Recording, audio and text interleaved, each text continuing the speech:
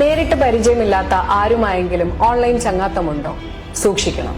ആദ്യമൊക്കെ വളരെ മാന്യമായി ഇടപഴകി നമ്മോട് അടുത്ത സൗഹൃദം സ്ഥാപിക്കും. അടുത്ത സുഹൃത്തായി അംഗീകരിച്ചു കഴിഞ്ഞെന്ന് മനസ്സിലായാൽ അവരുടെ അടുത്ത നീക്കം നമ്മുടെ വിലാസത്തിൽ സമ്മാനം അയച്ചു നൽകാമെന്നോ നേരിട്ട് കാണാൻ എത്താമെന്നോ ആയിരിക്കും. വില കൂടിയ സമ്മാനങ്ങൾ നിങ്ങളുടെ വിലാസം എഴുതി പാക്ക് ചെയ്ത ഫോട്ടോയും വീഡിയോയും വരെ അവർ നിങ്ങൾക്ക് അയച്ചു തന്നേക്കാം. തട്ടിപ്പ് ആരംഭിക്കുന്നത് പിന്നെയാണ്. സമ്മാനം നമ്മുടെ വിലാസത്തിൽ എത്താനുള്ള സമയമാകുമ്പോൾ ഇന്ത്യയിലെ കസ്റ്റംസ് ഓഫീസർ എന്ന രീതിയിൽ ഫോണിലേക്ക് ഒരു കോൾ വരും. നിങ്ങളുടെ പേരിൽ നികുതി അടയ്ക്കാതെ വന്ന വിലപിടിപ്പുള്ള സമ്മാനങ്ങൾ കസ്റ്റംസ് പിടിച്ചിട്ടുണ്ടെന്നും ഉടൻ നികുതി തുക അവർ പറയുന്ന അക്കൗണ്ടിൽ അയച്ചു നൽകി സാധനങ്ങൾ കൈപ്പറ്റണം എന്നൊക്കെയായിരിക്കും ഫോണിൽ നിങ്ങളോട് ആവശ്യപ്പെടും. അതിൽ വീണാൽ നിങ്ങളുടെ പണം നഷ്ടമാകുമെന്നല്ലാതെ മറ്റൊരു മെച്ചവും ഉണ്ടാകില്ലെന്ന് പ്രത്യേകിച്ച് പറയണ്ടല്ലോ. അഥവാ നിങ്ങൾ ഏതെങ്കിലും ഓൺലൈൻ സാമ്പത്തിക തട്ടിപ്പിനിരയായാൽ എത്രയും വേഗം സൈബർ ഹെൽപ്പ് ലൈൻ നമ്പറായ 1930 അറിയിക്കുക.